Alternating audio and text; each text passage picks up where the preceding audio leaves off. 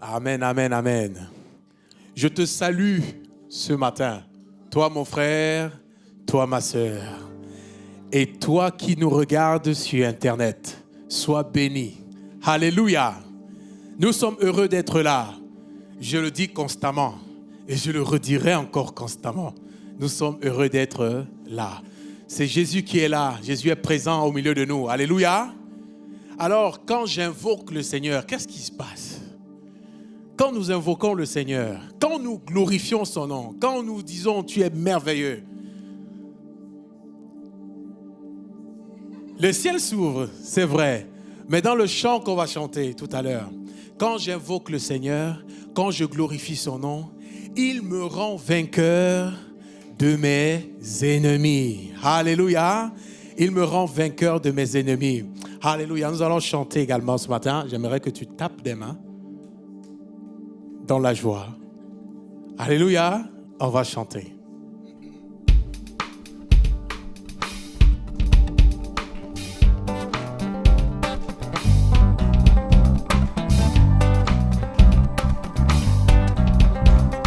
Quand j'invoque le Seigneur, quand je glorifie son nom, quand j'invoque le Seigneur, quand je glorifie son nom, il me rend vainqueur de mes ennemis. Il est vivant, béni soit mon rocher, que le Dieu de mon salut soit exalté. Il est vivant, béni soit mon rocher, que le Dieu de mon salut soit exalté.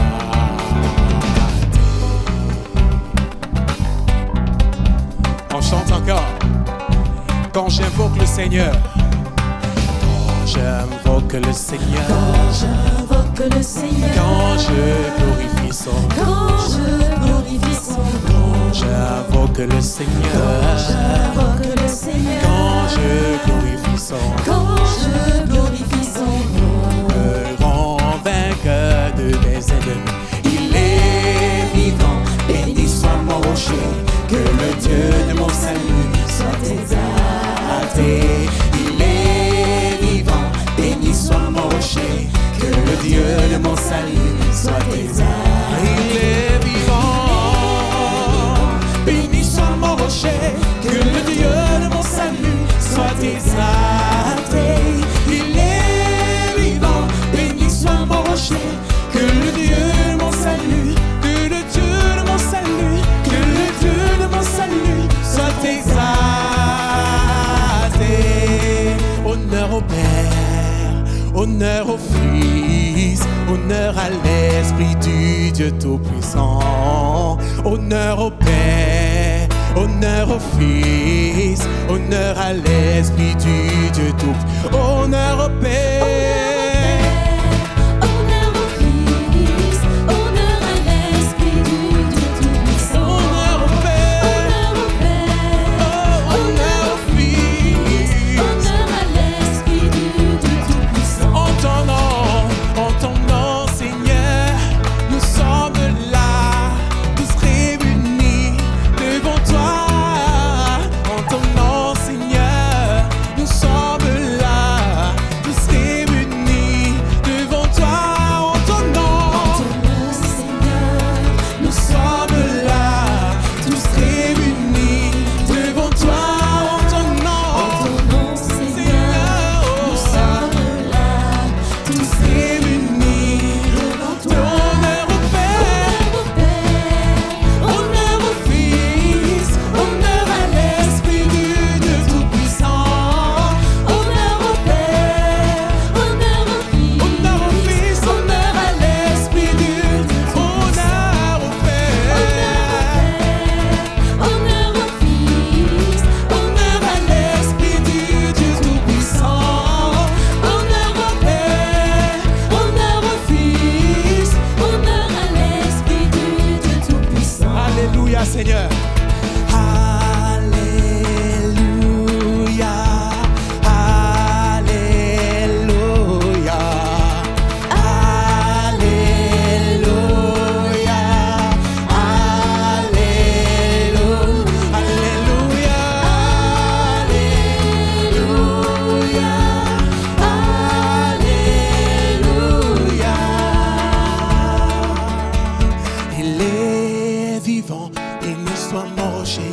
que le Dieu de mon salut soit exalté. Il est vivant, béni soit mon rocher, que le Dieu de mon salut soit exalté. Il est vivant, béni soit mon rocher, que le Dieu de mon salut soit exalté. Il est vivant, béni soit mon rocher, que le Dieu de mon salut soit exalté. Il est vivant, béni soit mon rocher, que le Dieu de mon salut soit exalté. Il est vivant, béni soit mon rocher, que le Dieu de mon salut soit exalté. Il est vivant, béni soit mon rocher, que le Dieu de mon salut soit exalté. Il est vivant, béni soit mon rocher, que le Dieu, encore une fois, il est vivant, une dernière fois, il est vivant, béni soit mon rocher, que le Dieu de mon salut soit exalté. Il est vivant, béni soit mon rocher, que le Dieu de mon salut, que le Dieu de mon salut, que le Dieu de mon salut soit exalté.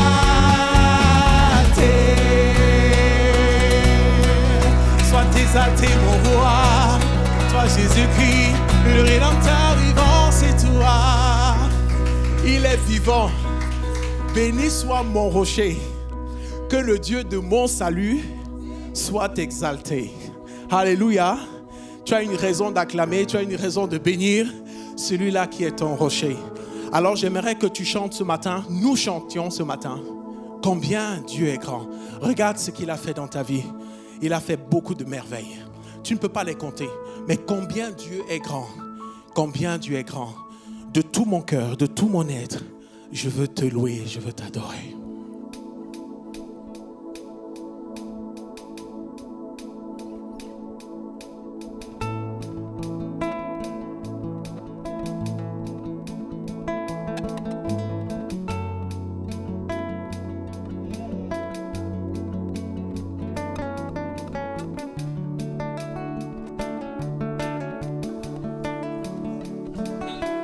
le roi dans sa beauté, vêtu de majesté, la terre est dans la joie, la terre est dans la joie, sa gloire resplendit,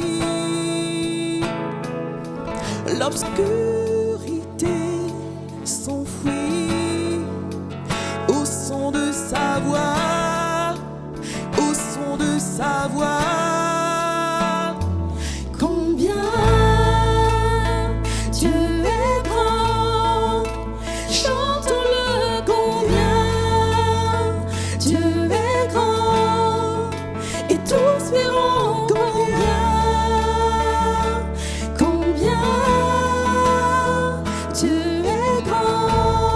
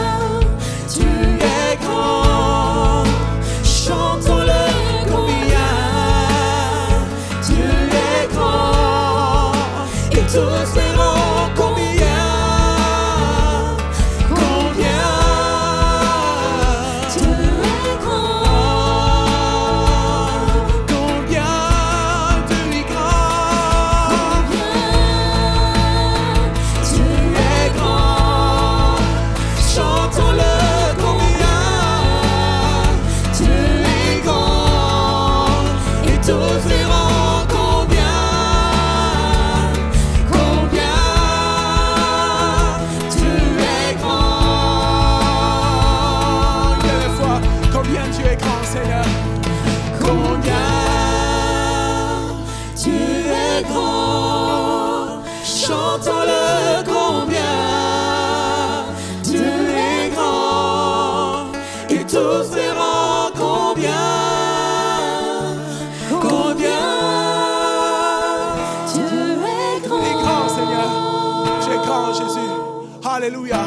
Je veux te bénir, je veux t'acclamer, parce que tu es le grand roi, tu es le Seigneur des seigneurs, tu es le Dieu des dieux, Seigneur, et encore tu es notre Dieu. Et ce matin, je veux encore le redire, tu es notre Dieu, c'est toi notre Dieu. Ta grâce infinie, Seigneur, est venue et a rempli ma vie, elle a rempli mon cœur, elle remplit mon cœur jour après jour, afin que je puisse te connaître, Seigneur, et je veux te connaître. Ta grâce infinie, Seigneur, me fait du bien. Alléluia.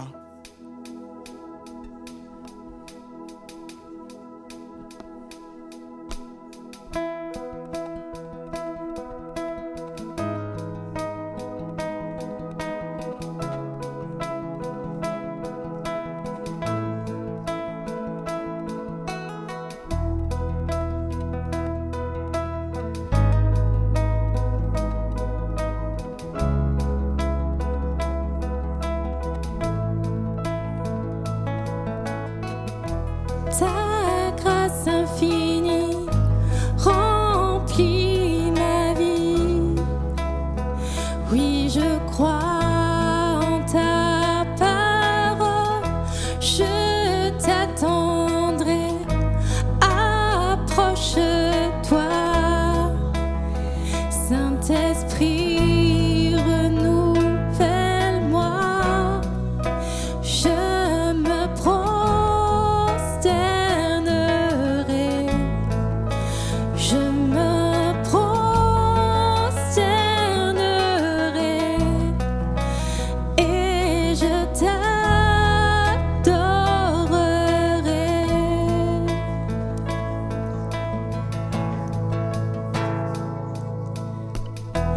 Ta présence en moi est ma lumière.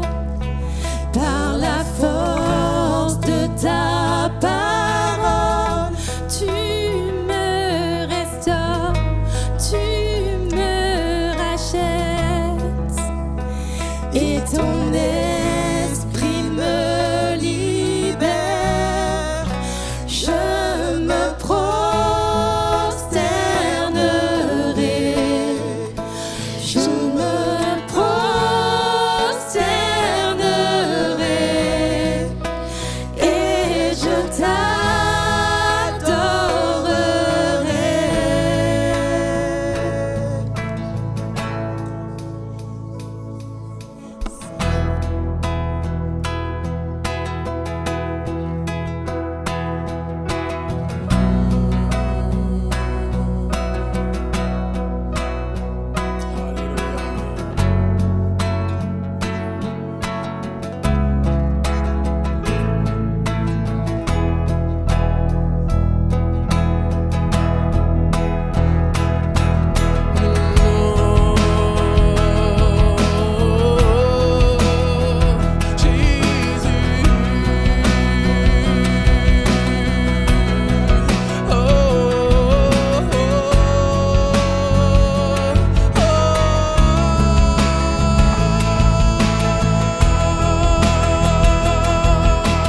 Tu as choisi, Seigneur. Tu as choisi de tout donner en offrant ta vie sur cette croix. Grand est l'amour versé pour nous, c'est notre Dieu.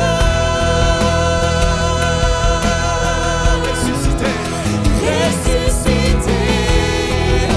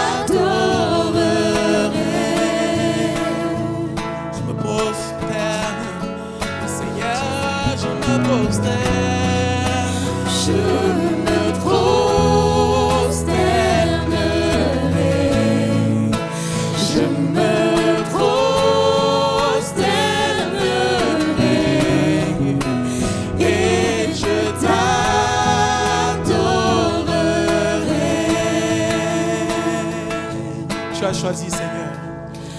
Tu as choisi de tout donner en offrant ta vie sur cette croix. Grand est l'amour versé pour nous, c'est notre Dieu.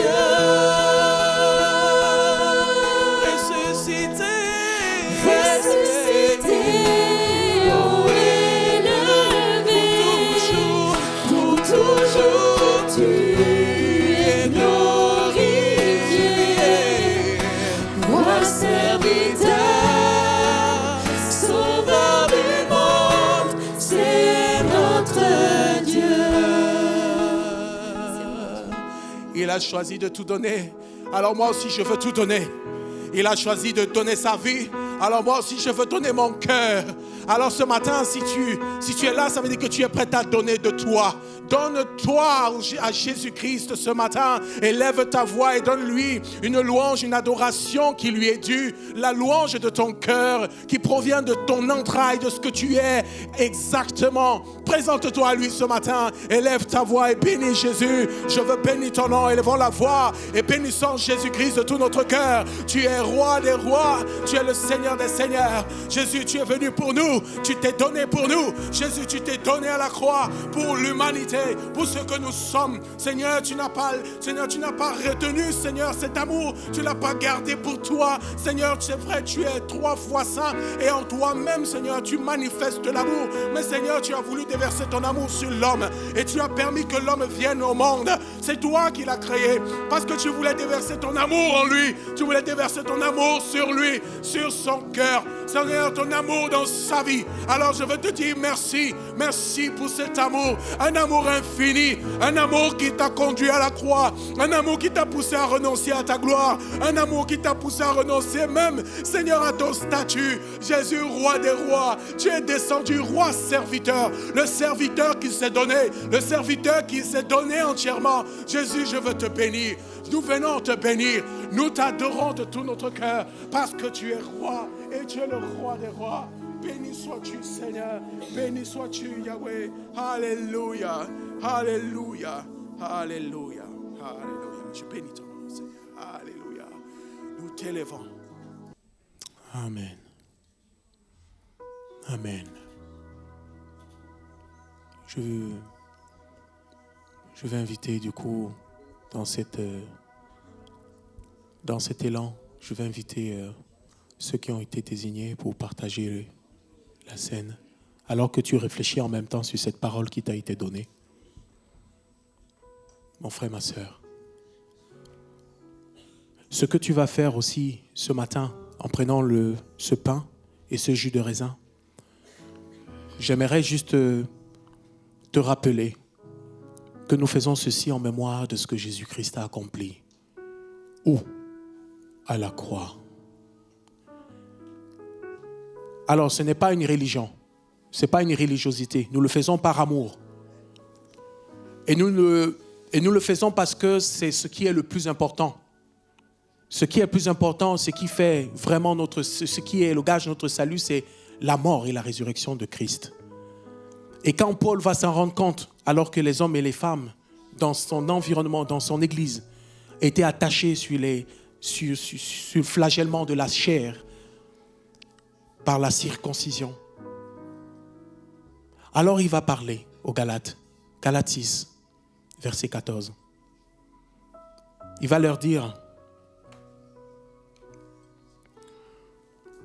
pour ce qui me concerne, loin de moi la pensée de me glorifier d'autre chose que de la croix de notre Seigneur Jésus-Christ, par qui le monde est crucifié pour moi comme je le suis pour le monde. Paul met l'accent sur la croix. Loin de moi une autre pensée. Je ne veux pas autre chose que la croix. Est-ce qu'il y a autre chose dans ton cœur? Est-ce que tu te glorifies de tes propres œuvres? Est-ce que ce que tu mets en avant, c'est ce que tu sais faire? Est-ce que tu mets en avant ton potentiel, ton caractère, ta culture, tes moyens? Où est-ce que tu mets en avant Christ? La croix de Christ. Parce qu'à la croix, il s'est passé une œuvre éternelle. Une seule et une seule fois. Je veux juste dépeindre cette image. Christ, quand il était crucifié, il avait les bras tendus. Cette image me marque parce que les bras tendus, quand il était sur la croix, et quand il nous demande de nous approcher du trône de la grâce, de venir à la croix déposer les pieds, bien sûr, on ne va plus voir Jésus crucifié, mais les bras tendus de Jésus, c'est un peu comme pour dire, je t'accueille.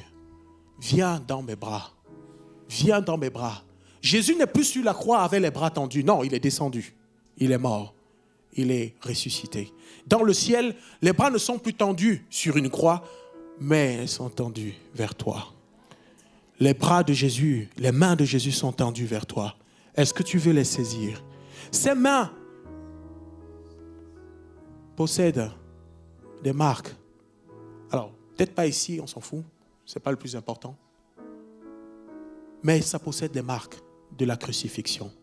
La crucifixion de Jésus-Christ, c'est ce que tu fais. En prenant le pain, tu te rappelles de cette chair, ce bout de chair qui est resté dans le clou, sur le cou, sur le bois. Tu te rappelles de ça. Tu te souviens que c'est pour moi qu'il est parti mourir. C'est pour moi qu'il a laissé couler son sang.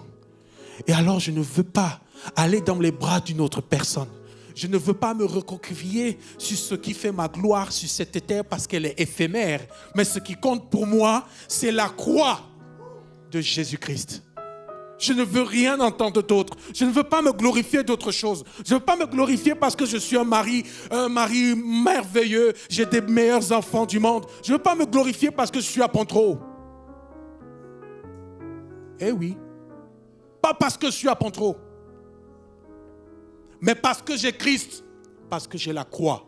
Je suis venu à la croix. Et je me suis agenouillé. J'ai déposé mon fardeau. J'ai déposé ma vie.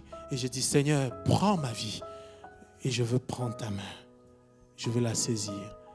Ma main n'est pas courte pour vous arracher du danger. Mes oreilles ne sont pas sourdes pour vous entendre. Mais c'est le péché qui dresse une barrière entre Dieu et vous. Donc, prends un silence, un peu de silence. Réfléchis à toi-même avant que mon frère n'élève la voix, avant qu'on ne prie.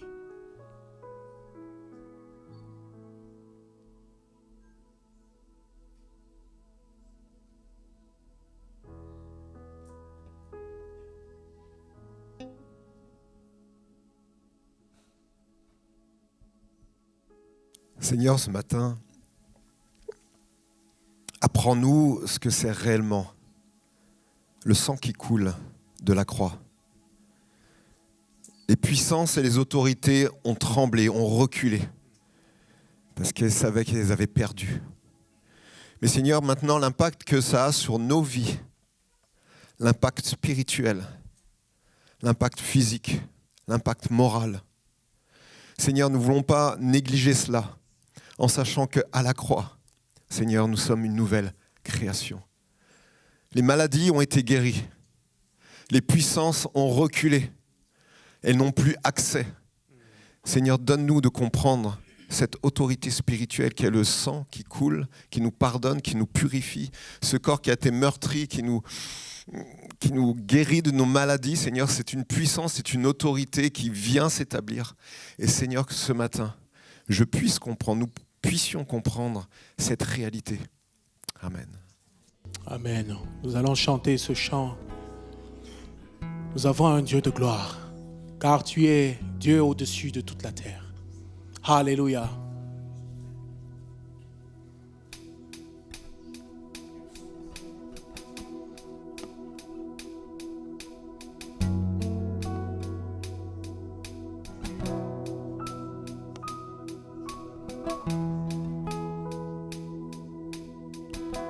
Car tu es Dieu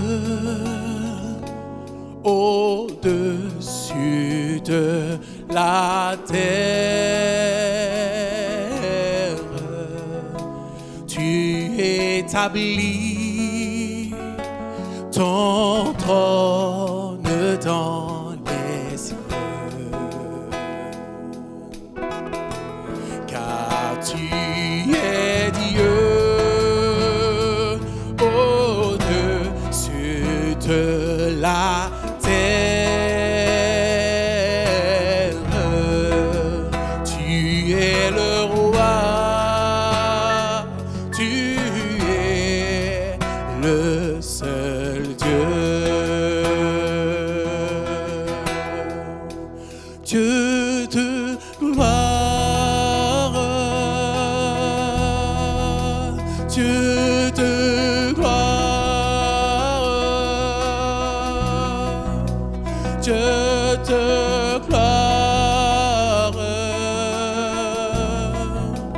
Tu es roi.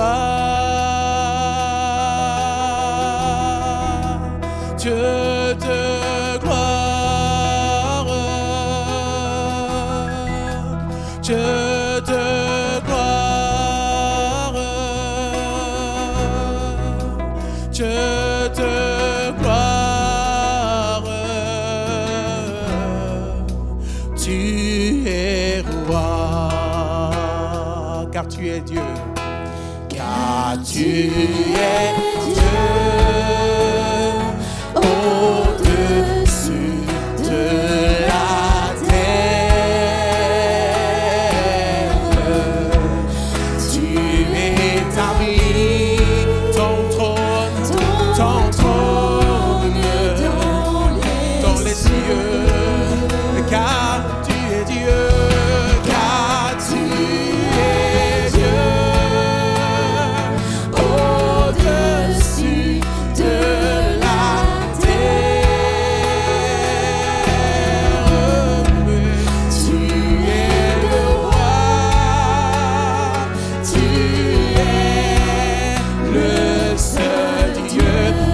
Dieu, encore une fois, car tu es Dieu, Seigneur, car tu es Dieu,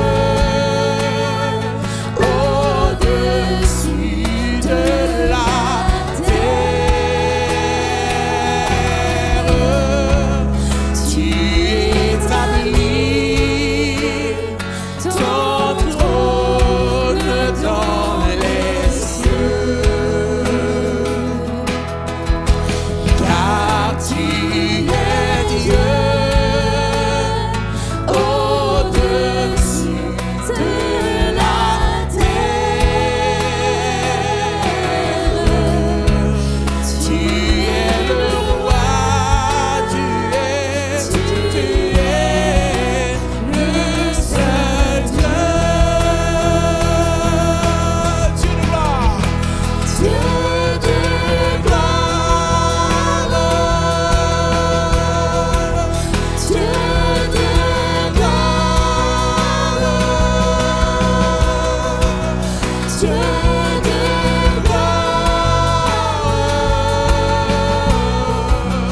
Tu es roi. Dieu de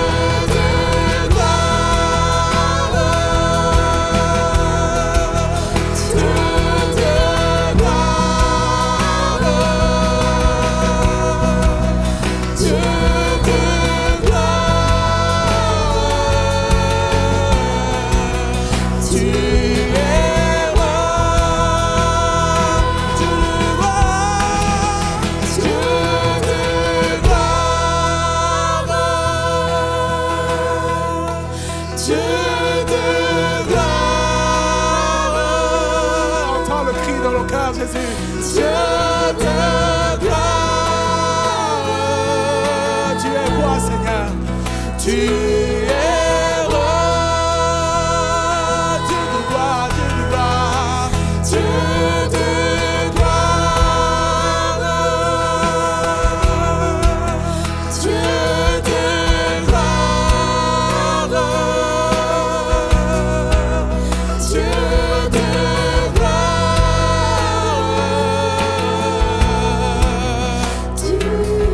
Encore une fois, Seigneur, le Dieu de gloire.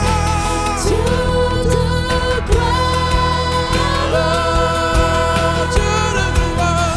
Dieu de gloire. Dieu de gloire. Tu es roi. Une dernière fois. Dieu de gloire. Dieu de gloire. Dieu de gloire. Tu es roi.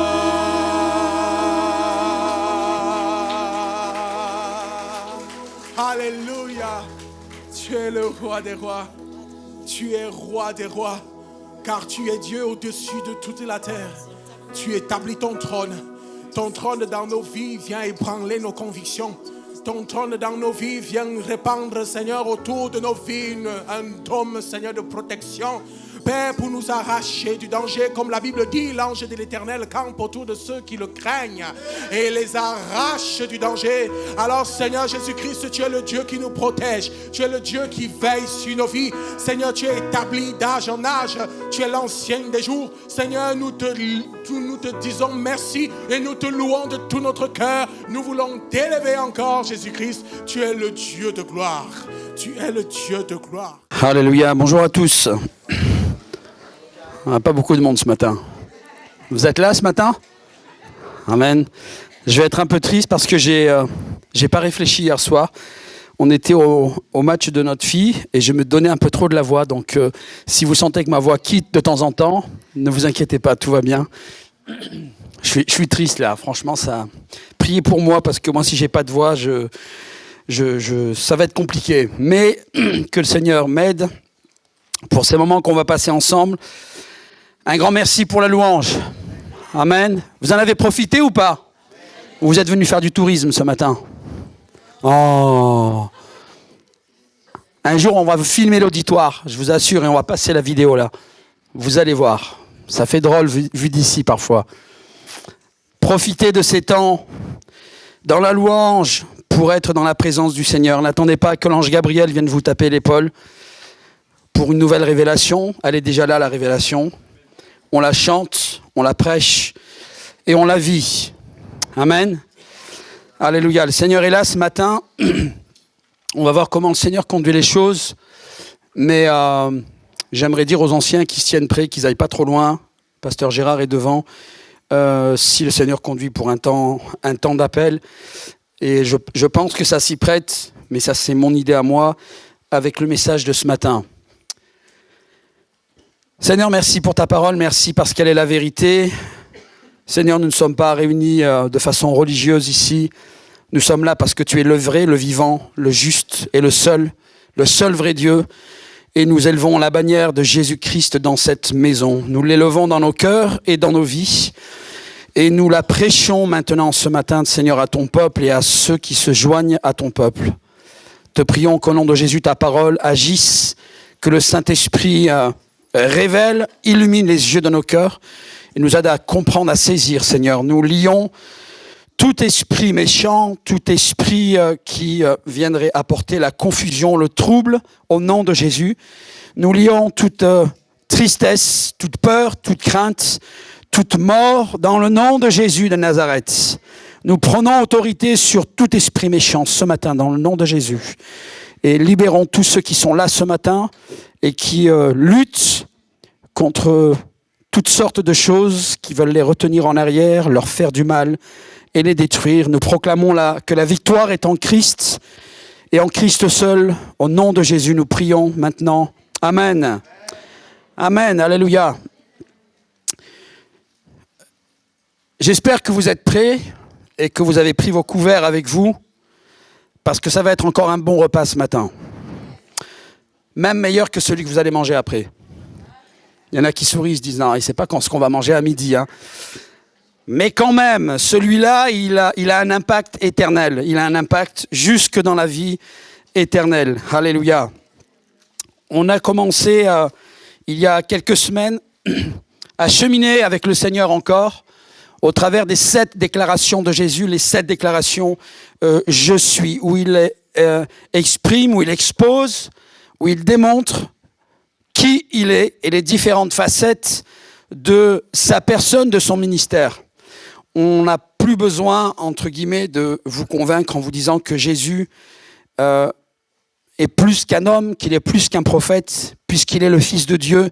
Il le dit explicitement, littéralement, mot pour mot, qu'il est le Fils de Dieu. Et dans ce qu'il veut nous faire comprendre, en tout cas dans les textes, et c'est la raison pour laquelle les Juifs religieux étaient enragés à l'époque, et peut-être même à notre époque aussi, et pas que Jésus est Dieu.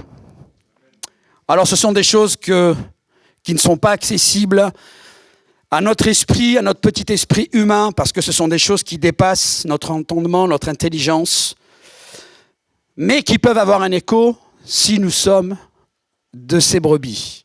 Et c'était le message de dimanche dernier, où Jésus déclare qu'il est la porte des brebis, merci, et quoi d'autre? Le bon berger. Le bon berger parce que, à l'époque où Jésus prêche, beaucoup se sont levés, ont prétendu être des bergers, mais ils ont agi comme des brigands et des voleurs, des meurtriers. Jésus, justement, visait ces religieux juifs qui prétendaient apporter beaucoup de choses au peuple alors qu'ils se nourrissaient, qu'ils exploitaient le peuple, autant physiquement que moralement et spirituellement. Seuls quelques-uns, comme David, Joseph, Jacob et bien d'autres, ont été de vrais leaders, c'est pas vraiment le mot, mais ont été des bergers, ont été capables, avec une vision qui venait de Dieu, avec un cœur qui résonnait avec Dieu, de conduire le peuple dans de verts pâturages. Des leaders, des bergers qui ont permis au peuple de produire de bons fruits, des fruits qui étaient agréables à l'Éternel. Un fruit qui était là comme un parfum de bonne odeur. Et Jésus fait donc le procès à tous ceux qui ont prétendu être des bergers mais qui ne sont pas passés par la porte, parce qu'il est, lui, cette porte, et qui ont escaladé par-dessus le mur, vous vous souvenez de cet enclos, en se prétendant être des bergers, mais ils sont venus se servir juste pour se nourrir eux-mêmes. C'est cette déclaration de Jésus, comme beaucoup d'autres passages, sont capitaux et fondamentaux dans la révélation de Jésus et dans l'Évangile, parce qu'ils nous aident à comprendre qui est Dieu, qui est Jésus, le pourquoi de sa venue et tous les efforts qu'il a fait lorsqu'il était ici pour se faire connaître. Et je vais dire que l'objectif premier, on le lit, on le retrouve à plusieurs reprises, on va le lire aussi ce matin, où Jésus, son désir, sa prière, c'est que les hommes, les femmes croient que c'est Dieu qui l'a envoyé. C'est le défi du Seigneur, ce n'est pas un autre. Et c'est pour cette raison que le Seigneur, au-delà de son message, va accomplir toutes sortes de miracles pour amener le sceau à ses paroles. C'est facile d'annoncer, de déclarer des choses. Par contre, il faut montrer de façon concrète et pratique si les actes sont en corrélation avec les paroles ou si seulement de belles paroles comme le peuple a pu l'entendre dans les générations passées. Alors cette série, elle est... Vous êtes sages ce matin, hein? Waouh! Vous êtes concentrés là sur les starting blocks. Ce matin, on va aborder une nouvelle déclaration du Seigneur. C'est la 5e, si je ne me trompe pas. Ah, vous n'étiez pas là dimanche dernier alors. Vous allez voir pourquoi. La première, c'était quoi? Vous vous souvenez? Je suis le pain de vie, le pain qui donne la vie. La seconde, c'était je suis la lumière du monde. Et la dernière fois, c'était la 3 et la 4 qu'on a fait. Ah, vous vous souvenez, hein? Mais je vous l'accorde, ça peut prêter à confusion, parce que Jésus, dans un même passage, il va dégainer 2 fois. Il va dire, je suis la porte des brebis, et je suis également le bon berger.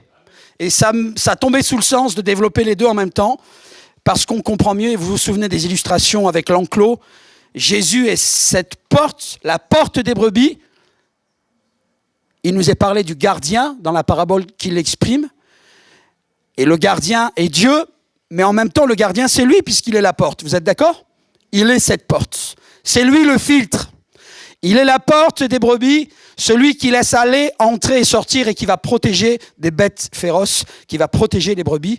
Et il est aussi ce bon berger qui va avoir autorité par celui qui garde la porte d'appeler les brebis à l'intérieur de l'enclos, ces brebis, les siennes, qui vont le suivre, qu'il va emmener dans de verts pâturages et qu'il va ramener le soir pour leur sécurité dans l'enclos. Soyez bien attentifs ce matin, s'il vous plaît.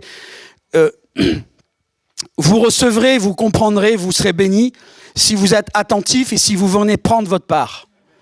Vous savez, tous ces lieux-là, avec tous ces prophètes de zinzin, là, qui descendent des onctions de je ne sais où, ou qui font toutes sortes d'actes qui sont plus de la magie que des actions de l'Esprit, de l'Esprit Saint. Si vous voulez recevoir, il faut que vous soyez venus ici pour chercher. Alors, si tu es venu chercher ce matin, tu vas recevoir. Si tu es venu comme spectateur, tu vas assister à un spectacle. Et si tu es venu passer du temps, on va passer 2-3 heures ensemble. Mais si tu as faim et que tu as envie, tu vas recevoir. Alléluia. Nous sommes donc dans le numéro combien? Dans le 5e. Alléluia. 5e déclaration du Seigneur. Et ce matin donc, c'est... Je suis la résurrection et la vie. Le 2e. Super. Je suis la résurrection et la vie. Pas besoin de vous préciser, je pense que vous le saviez et que vous le constatez maintenant. Vous avez vu la gradation qu'il y a depuis la première déclaration. Je suis le pain qui donne la vie. Je suis la lumière du monde. Vous avez compris qu'on n'est pas sur le même niveau là. Il me manque des escaliers ici. Je vais faire construire des escaliers pour parfois illustrer les messages. Mais vous voyez, on a commencé au niveau 0. Je suis le pain de vie. Et puis, on a commencé à monter des marches avec Jésus qui nous a amenés là où il déclare qu'il est la lumière du monde. Et la semaine dernière, nous avons monté des marches supplémentaires où Jésus nous a dit qu'il est la porte. Et puis, il nous a dit, attends, c'est pas fini. Encore 1 ou 2 marches là. Je suis aussi le bon berger. Et la semaine dernière, il nous a dit, regarde au-dessus là. Je suis la résurrection et la vie. Accroche-toi parce que là-haut, ça déménage. Là-haut, ça souffle, il y a du vent. Là-haut, l'Esprit souffle parce que nous arrivons petit à petit à l'apogée de ce que je veux vous révéler. C'est ce que le dit le Seigneur. Le Seigneur nous amène dans sa pédagogie qui est inégalée. Il nous amène à une compréhension. C'est pour ça qu'on a besoin de lire la parole, vous entendez ? Et pas des versets, des trucs, tic-tac, Seigneur Jésus, parle-moi, poum, j'ouvre et déjà, bim, verset 3 de chapitre 5, et puis après je pars dans un autre livre. Ça, c'est pas la vie chrétienne, ça. Si tu pioches, c'est de l'apéritif. L'apéritif, tu vas être rempli comme avec un apéritif. Tu vas être malade à la fin du mois. Mais si tu veux manger des plats, là, tu vas commencer de l'entrée jusqu'au plat de résistance, et tu auras même le dessert à la fin. Alléluia. Le Seigneur veut qu'on mange un plat complet de sa parole. Alléluia. Nous comprenons donc qu'il y a une progression dans la révélation. Et le Seigneur est sage, il nous amène vraiment... Quand je lis, quand j'étudie, quand je prépare, chaque fois je suis émerveillé. Vous voyez, c'est ce qui me met en feu là, quand je vous prêche, quand je vous partage la parole, parce qu'en fait je vois l'attention que le Seigneur et l'application que le Seigneur a mis dans ses enseignements. Et petit à petit il nous amène, tranquillement, au niveau supérieur, au niveau supérieur. Vous êtes là, vous suivez ?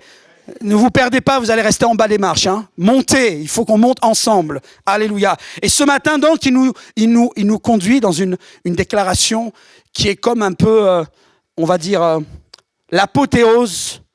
On n'est pas encore au bouquet final, parce que le bouquet final, ça va être la croix.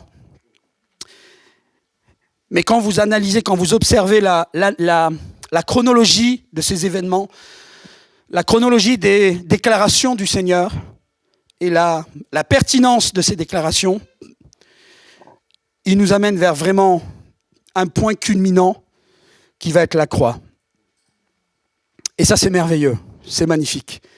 Et Jésus, donc, tout en confrontant les religieux juifs, les leaders, il va enseigner les disciples et il va enseigner le peuple. Et en même temps, il va appeler ses brebis à le suivre. Alléluia. Et ça, c'est ce qui fait grincer les dents aux juifs religieux de l'époque. Amen. Un peu de contexte, parce que sans le contexte, on est hors contexte. La semaine dernière, nous avons entendu la déclaration du Seigneur sur la porte et le bon berger. Et une fois de plus, les Juifs, et on va prendre le temps de le lire rapidement, même si je ne l'ai pas annoncé, mais si le frère veut préparer, c'est Jean 10, verset 22. On va lire jusqu'au verset 30. C'est là qu'on voit comment les religieux, et pas seulement les religieux, parce qu'il y avait aussi des gens qui n'étaient pas des religieux juifs, qui ont suivi, malheureusement. Il y avait aussi des rageux avec eux qui sont allés capter ce que Jésus faisait, les miracles qu'il faisait. Et qu'en fait, ça nous aide à comprendre pour nous-mêmes à notre époque que tous ne viendront pas à Christ. Je vais vous enlever les poissons rouges de la tête. Moi, j'ai trop entendu de chrétiens. Oui, tout le monde va venir à Jésus. Mais vous avez lu ça dans quel évangile, en fait? Dans quelle Bible? Si vous y arrivez, si on arrive, on est plus fort que le Seigneur. Le Seigneur lui-même, à son époque, a été confronté à des gens qui n'ont pas voulu le suivre. Et il nous en donne les raisons. Elle ne faisait pas partie de ses brebis.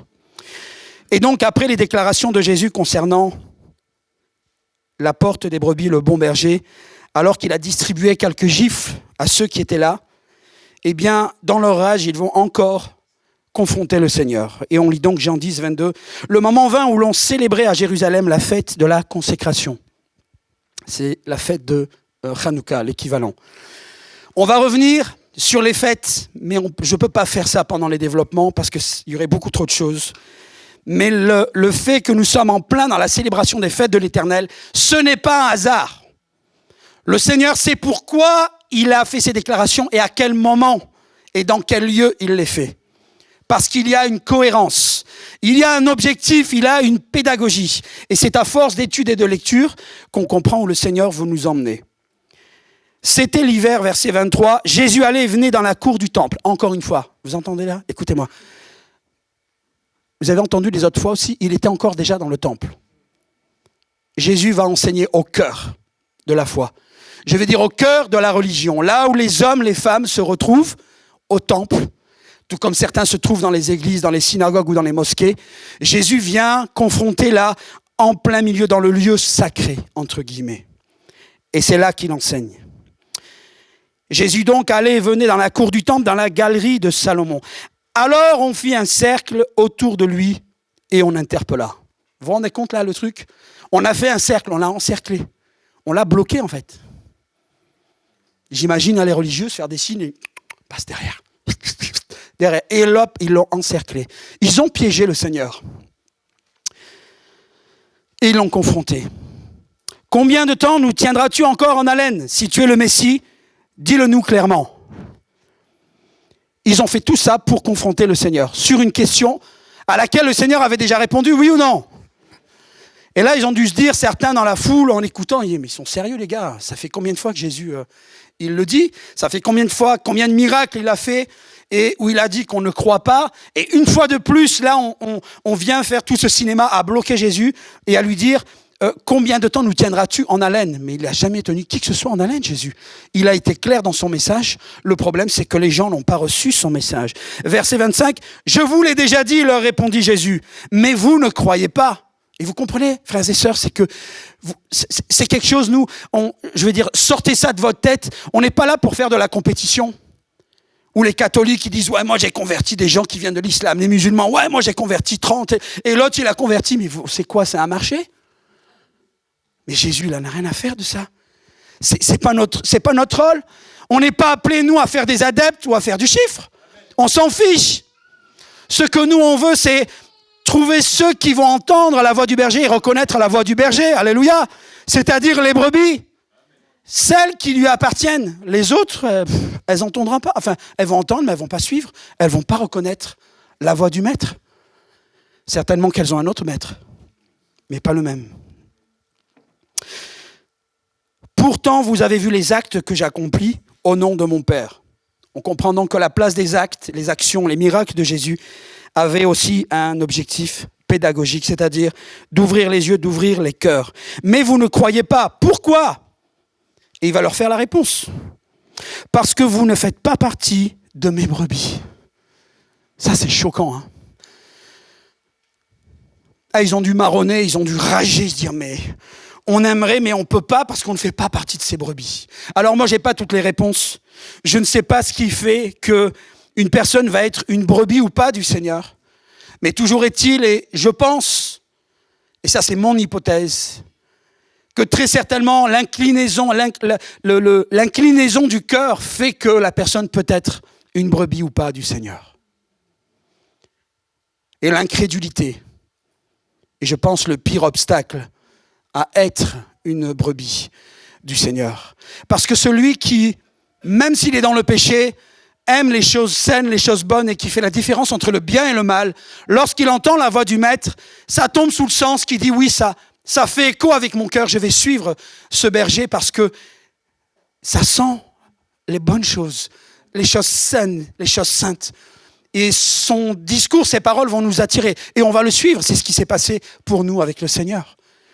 Mais quand vous en avez qui arrivent, qui ont de belles paroles, ils sont bien mielleux, ils font beaucoup de spectacles, mais qu'au fond, on arrive très vite à les sentir et on sent que le discours ne va pas avec les paroles. On n'est pas trompé, on ne suit pas. Et ça, c'est quelque chose d'humain. Mes brebis écoutent ma voix, je les connais et elles me suivent. Je leur donne la vie éternelle, jamais elles ne périront et personne ne pourra les arracher de ma main. Alléluia. Tu as compris que c'était toi qui parlais là ?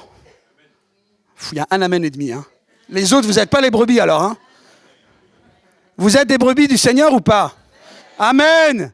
Alors il dit que ta vie, nos vies sont dans la main du Père et que personne ne pourra nous arracher de cette main. Mon Père qui me les a donnés est plus grand que tous.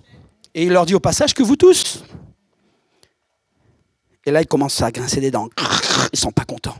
Ils commencent à rager. Et personne ne peut arracher qui que ce soit de la main de mon Père. Or, au passage, verset 30, moi et le Père, nous ne sommes qu'un. Je leur fais un petit clin d'œil. Vous avez compris, les gars ? Au passage, hein, n'oubliez pas que le Père, dans les mains duquel il y a mes brebis, le Père et moi, nous sommes qu'un. Qui veut comprendre, comprend. Il y en a qui sont comme ça, ils me regardent et qu'est-ce qu'il dit ? Vous avez compris, j'espère. Hein ? Moi et le Père, nous ne sommes qu'un. Et là, c'est fini, là. Ils n'ont plus grincé des dents, ils ont perdu leurs dents, je pense. À ce moment-là, ils ont dû les cracher par terre. Et, verset 31, 7 fois encore, ils ramassèrent des pierres pour le tuer. Alors Jésus leur dit, j'ai accompli sous vos yeux un grand nombre d'œuvres bonnes par la puissance du Père. Par la puissance du Père, mais il dit que le Père et lui sont qu'un. Donc c'est par sa puissance aussi. Vous comprenez le mode de fonctionnement du Seigneur, le mode de communication ? Il ne veut pas tout nous mâcher et dire « Je suis celui que vous devez suivre, je suis le Père, je suis le Fils ». Non, le Seigneur expose des vérités spirituelles. Et si on a un peu d'attention, un peu d'intelligence, de bonne intelligence, on va comprendre là où le Seigneur veut nous mener. Vous êtes avec moi ou je vous ai perdu ? Amen. J'ai accompli sous vos yeux un grand nombre d'œuvres bonnes par la puissance du Père, pour laquelle voulez-vous me tuer à coups de pierre ? Les Juifs répliquèrent, nous ne voulons pas te tuer pour une bonne action, mais parce que tu blasphèmes. Car toi, qui n'es qu'un homme, tu te fais passer pour Dieu. Amen. Tu te fais passer pour Dieu. Donc, est-ce que le message de Jésus est passé ou pas ? Il est passé. Ils ont compris. Et ils ont la rage, parce qu'ils n'acceptent pas que Jésus soit Dieu. Et ça, on voit que c'est l'obstacle de l'incrédulité. Une incrédulité qui est là et qui est générée par des conceptions humaines, des idées préconçues de comment devrait être le Messie. Le peuple d'Israël était dans l'attente de la révélation du Messie. Le Messie se révèle, ils ne le reconnaissent pas. C'est parce qu'ils avaient une idée préconçue. Est-ce que toi-même, tu n'as pas des idées préconçues vis-à-vis du Seigneur ? Est-ce que tu t'es pas fait des plans, peut-être même sur la façon dont Dieu allait agir dans telle et telle situation ?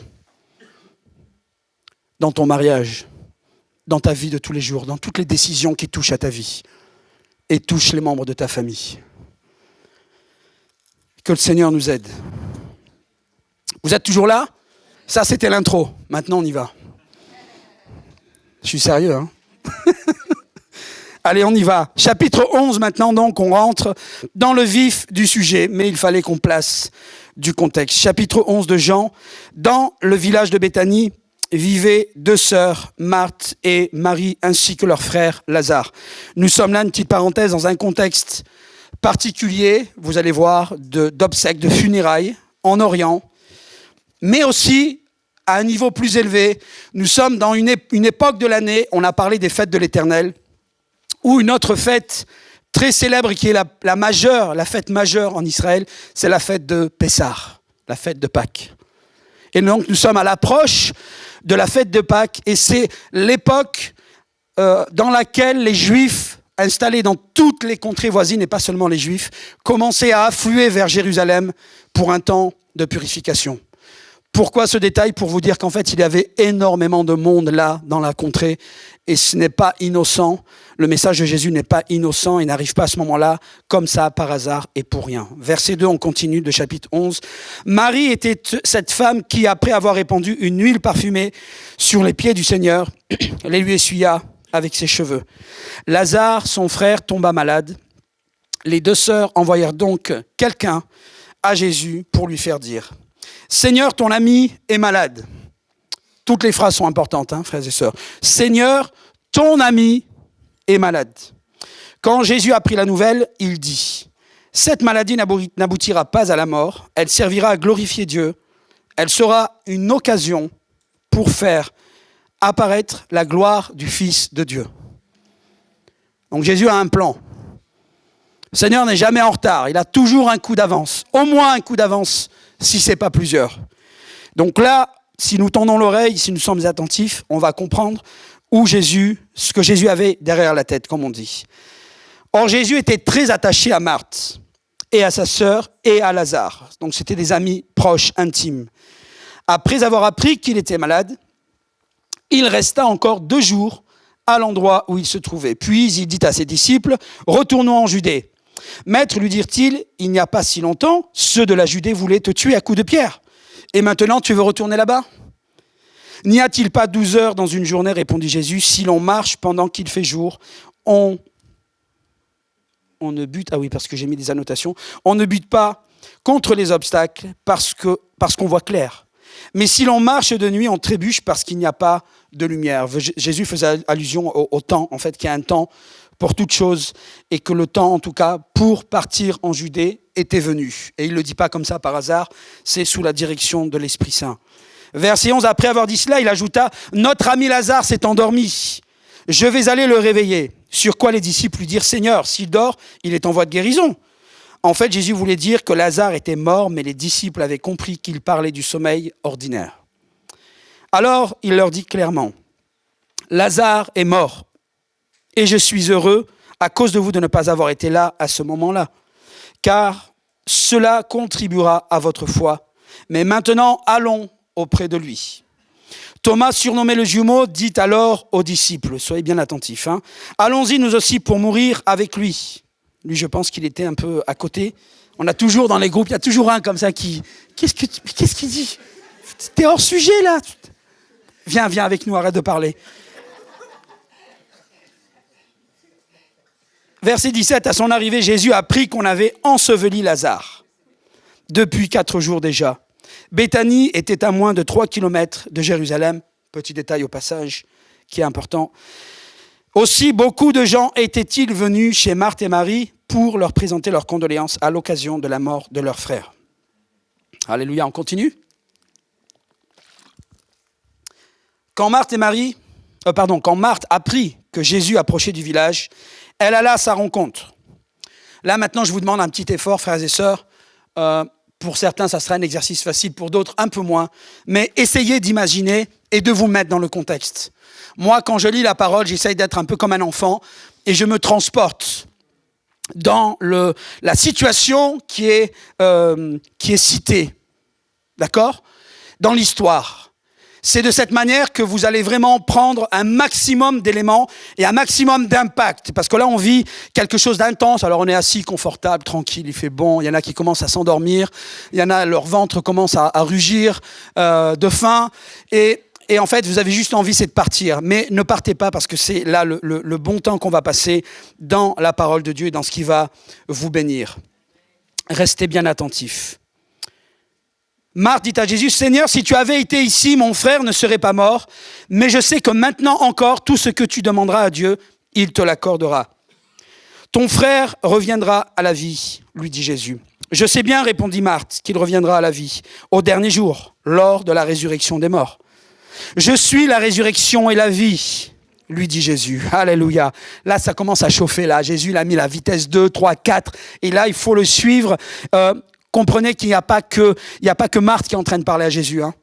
Comprenez? Là, Jésus est en train d'arriver avec les disciples. Et puis, il y a toujours un petit cortège de curieux, des enfants, des jeunes qui suivent, des gens qui sont là et qui essayent de voir un peu ce que Jésus vient faire au village. En tout cas, ils se doutent que Jésus arrive avec les disciples par rapport à Lazare. Mais ils se disent, c'est trop tard. Donc, il y a de la vie, il y a de l'animation. Et comme en Orient, comme en Afrique, quand quelqu'un d'important arrive au village, on n'a pas besoin d'attendre qu'il arrive au village. Il y a déjà de l'effervescence. Parce que les enfants, les jeunes sont là, les vieux sont assis, et ils passent la journée comme ça. Et la personne importante arrive, et là, notamment Jésus, les disciples, ils arrivent, et dans le village, même s'il n'y a pas d'internet ou il n'y a pas de téléphone portable, ils sont déjà au courant. Parce qu'il y a des gamins qui sont déjà partis comme des fusées au village. Ils sont là, Jésus est là. Et puis il y a les disciples et tout, et de l'effervescence. Donc imaginez toute cette vie, et c'est la vie de cette scène-là que nous lisons. Et donc dans l'entretien de Jésus avec Marthe, eh bien certains sont au bénéfice de la conversation et ils entendent. Et là, ils sont en train de traiter des points théologiques, là. Vous voyez, ça devient très sérieux. « Je suis la résurrection et la vie, lui dit Jésus. Celui qui place toute sa confiance en moi vivra, même s'il meurt. » Alléluia. Verset 26. « Et tout homme qui vit et croit en moi, tout homme, toute femme, ne mourra jamais. Crois-tu cela ?» Alléluia. « Oui, Seigneur, lui répondit-elle, je crois que tu es le Christ, le Fils de Dieu, celui qui devait venir dans le monde. » Elle est bonne, hein? Marthe, elle a fait l'école biblique, on dirait, hein? Elle est au taquet. Verset 28, là-dessus, à ce moment-là, donc sur ces entrefaites, elle partit appeler sa sœur Marie. Et là, elle est avec Jésus, puis d'un coup, elle est partie au village. Jésus n'a même pas le temps de réagir. Elle a relevé sa robe et elle est partie. Elle devait aller chercher sa sœur. Ça se passe comme ça. Elle partit appeler sa sœur Marie et l'ayant prise à part, elle lui dit, le maître est là. Le maître est là. Et il te demande. À cette nouvelle, Marie se leva. Vous avez vu, ça n'arrête pas en fait. Marie se leva précipitamment. Elle n'a pas pris son temps. Ouais, tranquille, ça va. Non, elle s'est levée, elle est partie à fond et courut vers Jésus. Il n'est pas au village. Elle est au village, Marthe est venue la chercher, lui a dit, le maître veut te parler. Elle n'a pas attendu qu'il arrive, elle a dit, tranquille, il arrive, je prends mon temps, je vais continuer le ménage avant. Non, elle est partie à sa rencontre sur le chemin. Jésus n'était pas encore arrivé dans le village de Béthanie. Il n'était pas encore entré dans le village, il était resté à l'endroit où Marthe l'avait rencontré. Jésus savait qu'il avait fait une pause en fait. Il y avait une pause là dans l'histoire parce qu'il fallait que quelque chose se passe. Et maintenant, Marthe passait le relais à Marie. Ceux qui se trouvaient dans la maison avec Marie pour la consoler, la virent se lever brusquement. Ils sont là, vous voyez. Et puis elle est partie, elle a planté tout le monde brusquement et sortie. Là, ils la suivirent pensant qu'elle allait au tombeau pour y pleurer. Marie parvint à l'endroit où était Jésus. Dès qu'elle le vit, elle se jeta à ses pieds. C'est du sérieux, c'est du concret. Hein. Donc vous pouvez imaginer Marie qui arrive à fond la caisse, qui court et qui voit Jésus sur le chemin, là où il parlait avec Marthe, et elle se jette à ses pieds. Elle se jette à ses pieds. Seigneur, si tu avais été ici, mon frère ne serait pas mort. Un peu d'amertume là, vous sentez le reproche. Si tu avais été là, Seigneur, tu aurais pu guérir mon frère. En la voyant pleurer, elle et ceux qui l'accompagnaient, Jésus fut profondément indigné vis-à-vis de la mort et ému. Et Jésus, il est ému, il est indigné. Vous savez pourquoi? Parce qu'en fait, si ça dépendait de lui seulement, quand on l'a prévenu, quand les messagers sont arrivés pour lui dire que Lazare était souffrant, si c'était lui, il serait parti à fond pour guérir. Mais ce n'est pas les instructions qu'il avait reçues du Père. Les instructions qu'il avait reçues du Père et son plan lui-même, c'était que Dieu soit glorifié et que le Fils de l'homme, le Fils de Dieu soit glorifié également. Alors on ne comprend peut-être pas, mais vous, la plupart des chrétiens, vous avez compris là où voulait en venir Jésus. Mais certainement que les disciples sont restés un peu dubitatifs, disent mais c'est quoi le truc en fait? Si tu avais été ici, mon frère ne serait pas mort. En la voyant pleurer, celles et ceux qui l'accompagnaient, Jésus fut profondément indigné et ému. « Où l'avez-vous enterré ?» demanda-t-il. « Viens, Seigneur, lui répondirent-ils, tu verras. » Jésus pleura. Et oui, Jésus pleure. Jésus pleure parce que c'est pas comme s'il n'avait pas été là. On se comprend, je pense. Il n'a pas été là pour sauver. Il comprend la peine et la souffrance de la famille et de ses sœurs. Mais en même temps, il sait qu'il a fait le bon choix et la bonne décision. Je suis en train de vous spoiler là, mais je pense que vous aviez déjà compris. Jésus pleura, alors tous dirent, voyez comme il l'aimait. Quelques-uns remarquaient, il a bien rendu la vue aux aveugles, n'aurait-il pas pu empêcher que Lazare meure? C'est un bon raisonnement, hein. On aurait fait pareil, non, vous ne pensez pas? Mais Jésus voulait nous amener sur une marche supplémentaire. Il voulait nous amener un peu plus haut dans la révélation de sa personne. Une fois de plus, Jésus fut profondément bouleversé. Eh oui, ton Dieu, il peut être bouleversé. On nous avait peut-être présenté un Dieu légaliste, un père fouettard, un Dieu lointain, insensible, ou peut-être que nous, si nous avions été à la place de Jésus, on se serait dit non, mais moi je suis le Fils de Dieu, je dois être digne. Voilà.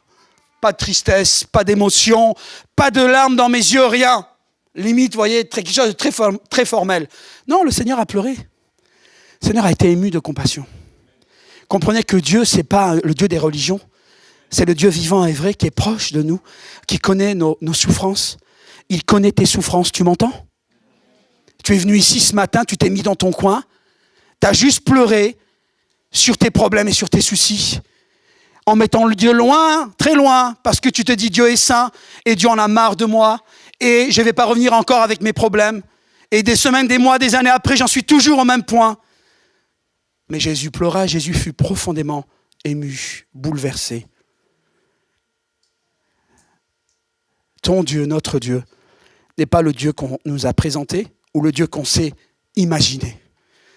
J'allais dire c'est un Dieu humain, en quelque sorte. Une part de Dieu était humaine sur la terre puisque Jésus est apparu en tant que fils de l'homme, tout en étant fils de Dieu. Vous comprenez? De nature, mais qui ne s'opposent pas, qui se sont complétés. Il fallait que Jésus, en tout cas que Dieu, se révèle à nous dans une nature humaine pour être accessible et nous transmettre ce que le Père lui avait donné. Amen. Vous êtes toujours là? Si vous entendez les ventres ronronner à côté de vous, vous mettez un petit coup gentil, hein? Ou certains qui plantent les clous, comme d'habitude, une petite tapette fraternelle pour garder le frère ou la sœur éveillé. C'était une grotte dont l'entrée était fermée par une pierre. Enlevez la pierre, dit Jésus. Marthe, la sœur du mort, dit alors, Seigneur. Elle est gentille, elle veut quand même préciser au Seigneur. Marthe, la sœur du mort, dit alors, Seigneur, il doit déjà sentir. Il doit déjà sentir. Il y en a qui disent Amen et puis ils sont plus dans l'histoire là. Ils essaient d'imaginer autre chose, mais ils veulent pas essayer de se plonger dans la scène et dans véritablement les éléments là de cette scène. Cela fait 4 jours qu'il est là. On n'est pas à Nantes là. Hein. On n'est pas à Caen ou à Rouen. On est en Orient, il fait chaud. Vous avez compris? Alléluia. Seigneur. Marthe, la sœur du mort, donc lui dit. Seigneur, il doit déjà sentir, alors cela fait 4 jours qu'il est là. Jésus lui répondit, ne t'ai-je pas dit, si tu crois, tu verras la gloire de Dieu. Et elle est très attentive, hein, elle suit ce que Jésus dit. On ôta la pierre, verset 41. Alors Jésus, tournant son regard vers le ciel, dit, Père, tu as exaucé ma prière. Et moi, quand j'imagine cette scène, il dit que lui et le Père sont un, que les brebis qui sont dans la main du Père sont en fait dans sa main à lui, puisqu'il est aussi le Père. Et là, il lève les mains vers le Père. Et en fait, c'est comme si Jésus parle à son reflet, en fait. Vous comprenez? Parce qu'il parle à celui qui est Dieu, le Père, mais il en est le reflet. Il est le reflet de Dieu ici-bas, sur cette terre. C'est pour ça que si on veut comprendre ces choses avec l'esprit, avec l'intelligence humaine, on est paumé, en fait. Pour moi, je sais que tu m'exauces toujours, mais si je parle ainsi, c'est pour que tous ceux qui m'entourent croient que c'est toi qui m'as envoyé. Vous avez entendu là? L'objectif du Seigneur, c'est ça. C'est que ceux qui entendent et qui voient Jésus croient que c'est le Père, que c'est Dieu qui l'a envoyé. Cela dit, il cria d'une voix forte, « Lazare, sors de là !» Vous avez déjà vu quelqu'un parler à un mort? C'est chaud, hein? Eh bien, Jésus appelle le mort. Lazare, sort de là. Et voici que le mort sortit du tombeau. Alléluia. Il avait les pieds et les mains entourés de bandes de lin, le visage recouvert d'un lin. Jésus dit à ceux qui étaient là, déliez-le de ces bandes et laissez-le aller. En voyant ce que Jésus avait fait, beaucoup de ceux qui étaient venus auprès de Marie crurent en lui. Vous avez vu que Marie, quand elle est venue, elle n'est pas venue seule. Il y a du monde qui l'a suivie. Quelques-uns, cependant, s'en allèrent trouver les pharisiens et leur rapportèrent ce que Jésus avait fait. Vous avez vu les rageux? Il y en a toujours, en fait. Ils sont toujours autour, là. Toujours des méchants qui sont là. Gna, gna, gna, gna, gna. Ils sont jamais contents. Ils ont un miracle, le miracle de leur vie. Et eux, non, ils vont aller cafeter aux religieux. Oh, il a ressuscité un mort. Mais les gars, ils doivent voir des morts ressuscités tous les jours. C'est pas possible. C'est quoi votre problème, en fait? Mais vous comprenez, moi, je me suis souvent posé des questions. J'aime l'évangélisation, j'aime témoigner aux gens. Mais des fois, il y a des choses où je bloque, en fait. Je comprends pas comment les gens fonctionnent. Et j'étais tellement bête et naïf en pensant que tout le monde allait accepter Jésus. Qui n'aspire pas à des choses saines et saintes, franchement? Eh bien, il y en a plein. Il y en a plein et elles sont autour de nous. Et même parfois dans nos groupes ou dans nos congrégations, il y a de cela, cette bande de rageux, qui au lieu de se réjouir des bienfaits de Dieu, en fait, sont là juste à se plaindre et à aller semer la division et la discorde. À se demander s'ils ont vraiment fait partie de nous. Là, ils se disent, oh là là, il va trop loin le frère. Mais non, c'est la réalité. C'est la réalité.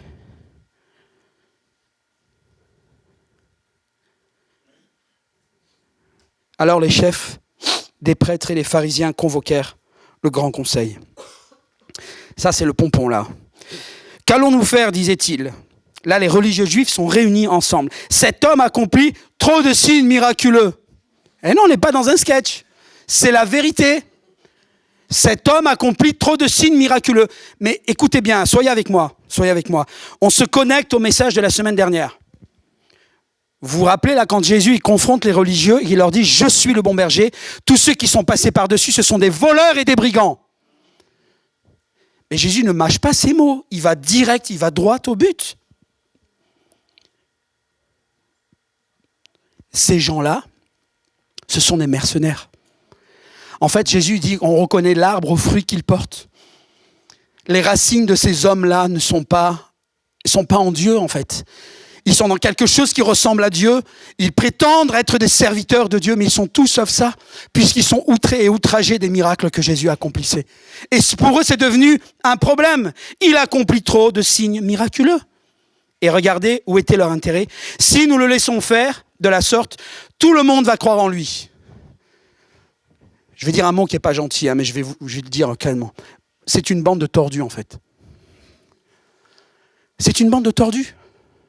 Parce qu'en fait, si j'imagine l'enclos avec les brebis, Jésus vient libérer les hommes et les femmes et il appelle les brebis dans l'enclos à sortir parce qu'il veut les emmener dans le pâturage et boire de l'eau claire, boire de l'eau calme et paisible avec laquelle ils vont se désaltérer, les sortir, gambader et vivre à l'extérieur, les rendre libres.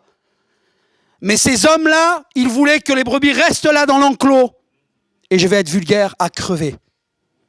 Juste bonne à être exploitée à tous les niveaux. Jésus seul vient et libère les hommes et les femmes. Vous comprenez l'application spirituelle et pour ceux qui écoutent sur les réseaux sociaux, eh bien sachez que Jésus libère et Jésus amène les hommes et les femmes dans de verts pâturages. C'est ce qu'on lit dans le psaume 24. L'Éternel est mon berger, je ne manquerai de rien. Alléluia. Merci.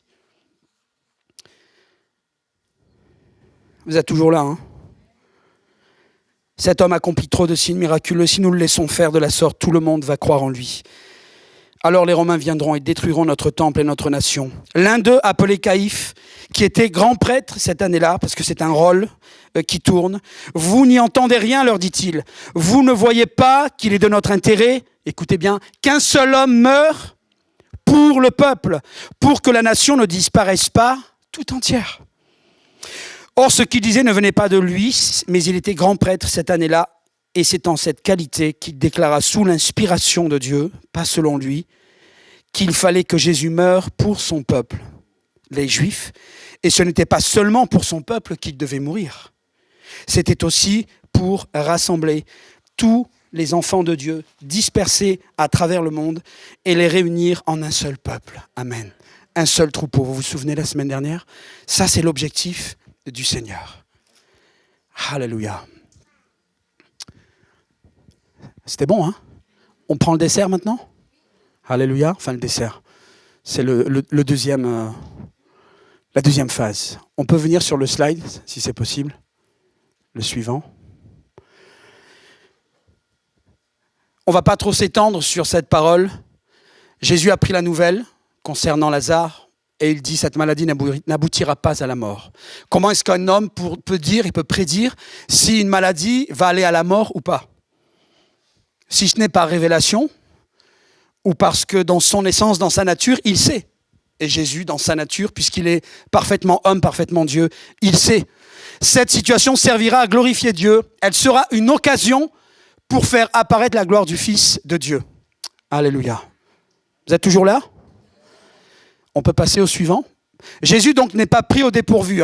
Il a prévu cette occasion, cette opportunité. Or Jésus était très attaché à Marthe et à sa sœur et à Lazare. Après avoir appris qu'il était malade, il resta encore 2 jours à l'endroit où il se trouvait. Vous avez compris que c'est étonnant là quand même. On vous apprend qu'il y a un problème et quelqu'un de votre famille qui est souffrant. Vous avez la capacité de prier pour lui, pour qu'il guérisse. Vous allez faire quoi? Ni une ni deux. Vous prenez le tram, le train, le bus, l'avion et vous partez. Et Jésus, non. Il ne voulait pas faire sa volonté. Il a voulu faire la volonté du Père. Il était plus avantageux qu'il attende. Et Jésus s'est mis en retard avec les disciples volontairement. Lorsqu'il est écrit qu'il resta encore 2 jours, c'est qu'il connaissait, il savait l'urgence. Mais le but, ce n'était pas qu'il aille guérir Lazare. Jésus avait un autre objectif. Vous êtes avec moi? Attends, on revient juste 2 secondes. Et verset 7, il est écrit, puis, voilà, il fallait passer juste 2 jours supplémentaires à cet endroit et ne pas partir, courir au chevet de Lazare. Non, il fallait attendre. Puis, verset 7, il dit à ses disciples, retournons en Judée. Les disciples, j'ai pas mis le texte, mais les disciples ne voulaient pas aller en Judée. Vous savez pourquoi? C'est là où Jésus a failli se faire lapider. Donc, quand Jésus est resté 2 jours de plus, ils se sont dit, tranquille, on va pas aller, on va pas retourner là-bas, on va pas risquer que le maître se fasse caillasser. Mais là, il leur dit, maintenant, retournons en Judée. Et c'est ce qu'on a lu ensemble tout à l'heure. Ils lui ont dit, mais Jésus, tu veux retourner au même endroit où on a voulu te lapider? Et Jésus leur dit, voilà, il y a un temps pour toute chose. En tout cas, l'heure de sa mort n'était pas arrivée. On peut avancer. Jésus voulait leur dire que Lazare était mort. Je ne sais pas si je développe ici ou si je vais le faire. Non, je vais le faire un peu plus tard. C'est vrai que la façon de parler du Seigneur, elle pouvait porter à confusion. Et vous avez vu comme l'autre là qui a dit, allons tous mourir avec Lazare. Il n'avait rien compris dans le groupe, le pauvre. Il n'était pas question d'un sommeil. Et Jésus va être clair avec eux. Il leur dit, non, Lazare est vraiment mort. On peut passer le texte suivant, je pense qu'il y a une précision. Oui. Alors il leur dit clairement, parce qu'avant c'était certainement pas clair. Lazare est mort et je suis heureux à cause de vous de ne pas avoir été là-bas à ce moment-là. Car cela contribuera à votre foi. Alors là, soyons pas pharisiens, mais mettons-nous à la place des Juifs, à la place des disciples. Ils ont dû se dire à ce moment-là, « Ouh là là, Seigneur, tu vas où là? Lazare est mort, mais je suis heureux à cause de vous de ne pas avoir été là-bas à ce moment-là. » C'est-à-dire, attends.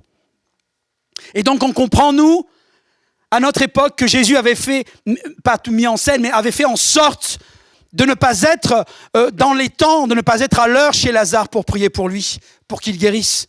C'était voulu les 2 jours qu'il est resté supplémentaires, c'était parce qu'il ne voulait pas sauver Lazare. Il voulait que Lazare passe par la mort. Et il dit, je suis heureux de ne pas avoir, à cause de vous, été là-bas à ce moment-là, car cela contribuera à votre foi. Leur foi avait besoin, tout comme la nôtre, d'être encore rendue plus forte et plus grande. Et ils devaient assister à quelque chose de plus grand que ce qu'ils avaient vécu auparavant, bien que Jésus avait déjà accompli des résurrections. Mais on va voir, il y a un petit détail différent ici. À son arrivée, Jésus a appris qu'on avait enseveli Lazare depuis 4 jours. J'ai mis volontairement ce texte parce que il est dit dans la culture, qu'une tradition dit dans la religion, enfin en tout cas dans les traditions juives, qu'une personne qui meurt n'est vraiment morte qu'au 4e jour. Si on peut constater la mort physique d'une personne, mais à cause d'implications religieuses et spirituelles, on dit que l'esprit en fait n'est pas encore allé auprès de Dieu, et donc il y a un possible retour de la personne, alors qu'elle est physiquement morte, biologiquement. Et Jésus, vous savez, connaît le cœur de l'homme. Certainement, il a entendu aussi les voix des uns et des autres. Jésus avait déjà réalisé 2 miracles avant de la résurrection. Vous vous souvenez ? La fille de Jairus et le fils de la veuve de Naïn. Mais là, certainement que les gens ont parlé. Jésus a posé la main sur le cercueil dans le cortège funéraire de la veuve. Elle avait plus son mari déjà, là elle perdait son fils. Le fils est ressuscité. Mais certainement qu'il y en a qui ont parlé. J'en dis, oh, mais c'est pas un vrai miracle, parce que ça fait pas 4 jours qu'il est mort. Vous voyez, il est mort hier ou il est mort il y a 2 jours. C'est pas recevable comme miracle. C'est pas une vraie résurrection. La fille de Jairus, pareil. Non, on valide pas. Mais là, cette fois-ci, Jésus, il a pris les devants. On l'a prévenu que Lazare était souffrant. Et il s'est dit, c'est pas grave les amis, on va rester 2 jours de plus. Et là, c'est l'incompréhension, c'est la confusion. Mais c'était volontaire. Parce que Jésus voulait arriver quand il n'y a plus d'espoir. Quand au niveau humain, c'est irrévocable et que la mort est vraiment doublement constatée, on ne peut pas revenir en arrière. Alors si Jésus accomplit un miracle, c'est un miracle. Vous êtes avec moi ? On peut avancer ? Béthanie était à moins de 3 kilomètres de Jérusalem. Là aussi, c'est le petit clin d'œil pour nous dire, vous inquiétez pas, hein, si Jésus voulait être à l'heure, il était à l'heure. Hein. Ça prenait quoi ? 1 heure en cueillant des framboises sur la route. Il arrivait à Béthanie sans problème. C'était pas un problème de temps. C'était pas un problème de transport ou de chaussures. C'était juste que Jésus ne voulait pas arriver là-bas pour sauver Lazare. Aussi, beaucoup de gens étaient venus chez Marthe et Marie pour leur présenter leurs condoléances à l'occasion de la mort de leur frère. Très important, les amis. On va se mettre un peu dans le contexte. Alors, les Africains et les Orientaux, s'il y en a, ils vont bien comprendre. Peut-être ça va être un peu moins facile pour les autres.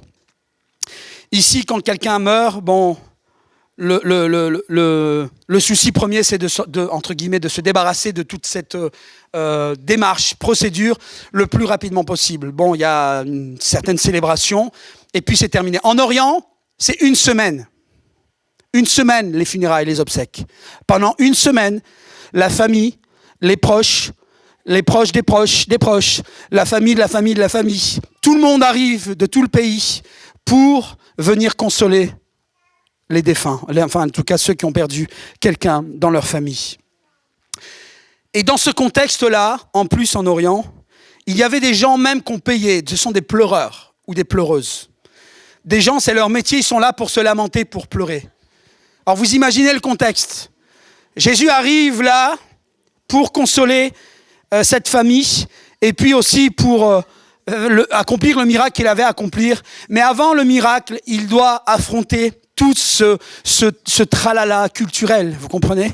Pardon, il n'y a pas d'offense. Il y a des choses parfois dans les cultures qui sont bonnes parfois. Moi j'aurais pas tenu, vous voyez. Moi, tu commences à venir te taper la poitrine, à pleurer, alors je sais que tu es payé pour ça. Bouge. Arrête ton cinéma.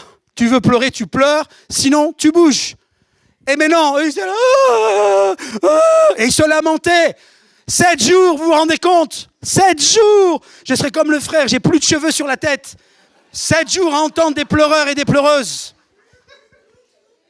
Mais c'était le contexte. Parce que la culture, la tradition voulait ça. Les gens ne mangeaient pas jusqu'à ce que le corps soit enseveli, le corps du défunt. Et ensuite, il y avait quelques plats qui étaient servis, des plats spécifiques pour toute la partie cérémoniale, on va dire. Donc, il y avait beaucoup de monde, vous entendez ? Et Jésus arrive là, où même si le mort, il n'est pas enterré, ben en fait, on l'a déjà enterré, quoi. On a déjà pleuré, ça y est, depuis plusieurs jours. Et là, Jésus arrive dans ce contexte avec les disciples. Les disciples qui ont l'habitude, ils sont issus de cette culture.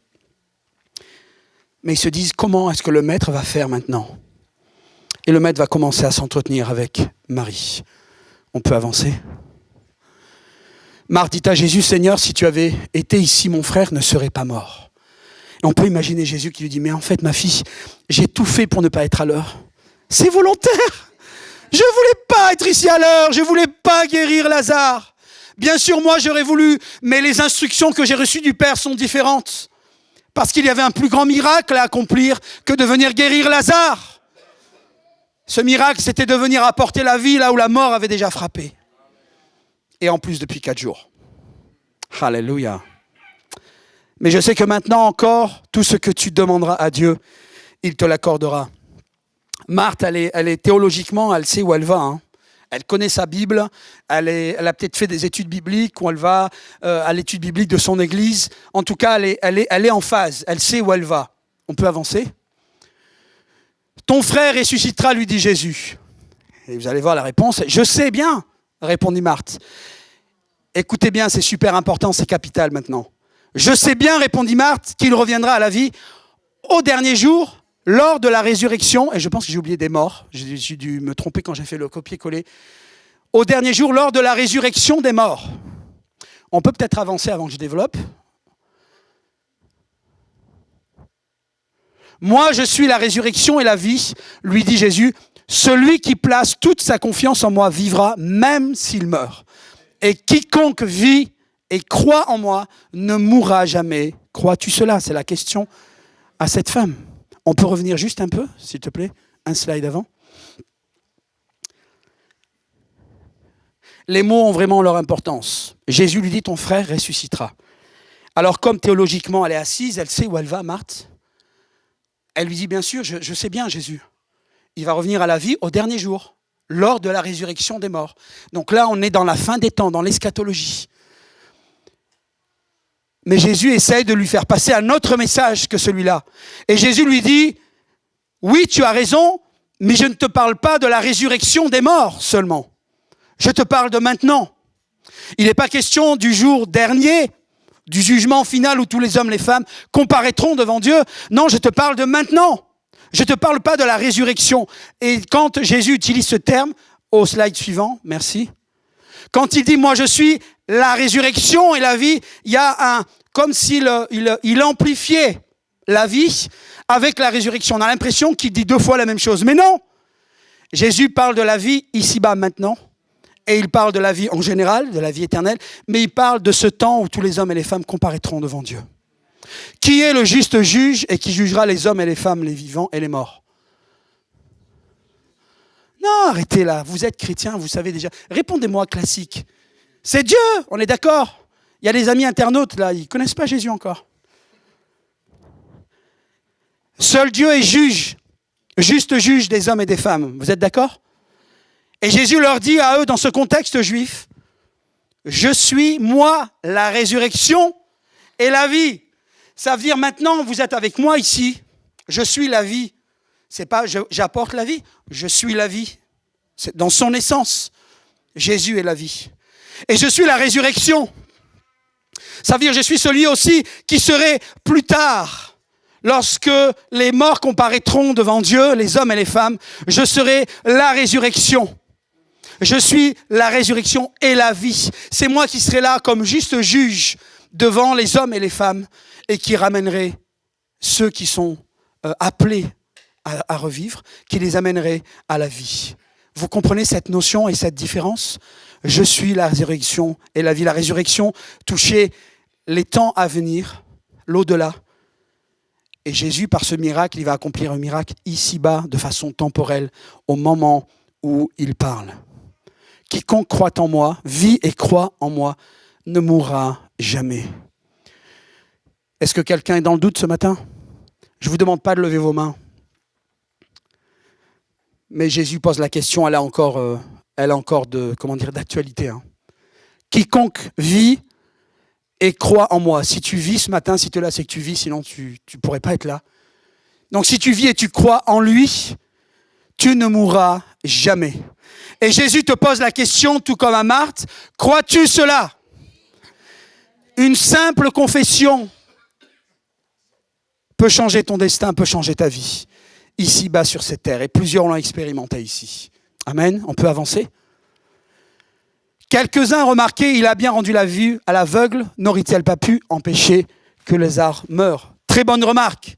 Seulement là encore, Jésus voulait bien plus qu'un miracle de guérison. Il voulait ressusciter Lazare. Il voulait que la gloire de Dieu soit bien plus grande que celle exprimée au travers d'un miracle de guérison. Amen. Je vous sens fatigué là, hein. Vous avez baissé la cadence. Hein. Marthe, la sœur du mort, dit alors, Seigneur, il doit déjà sentir. Alors là, on va aller dans des choses un peu plus... Je vais peut-être vous couper l'appétit, ça reviendra après. Cela fait 4 jours qu'il est là. Jésus lui répondit, ne t'ai-je pas dit, si tu crois, tu verras la gloire de Dieu. Ça fait 4 jours qu'il est là. Il sent déjà. Vous savez que le corps, quand il est privé de vie, il passe par différents stades. Les premières 24 heures, le corps est raide, privé, les muscles sont privés d'oxygène.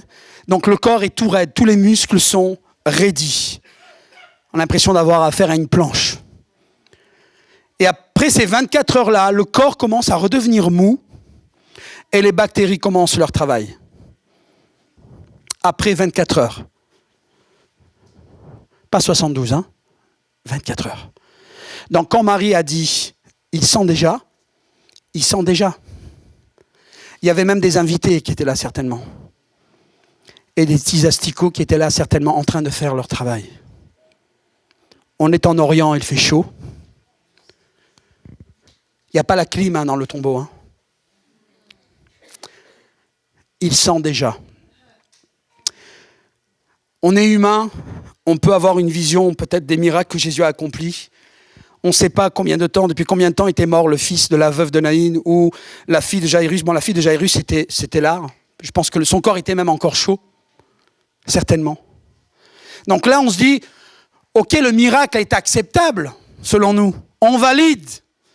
Parce que bon, elle n'est pas vraiment morte. Vous êtes avec moi? En fait, elle est morte, hein, biologiquement, la personne.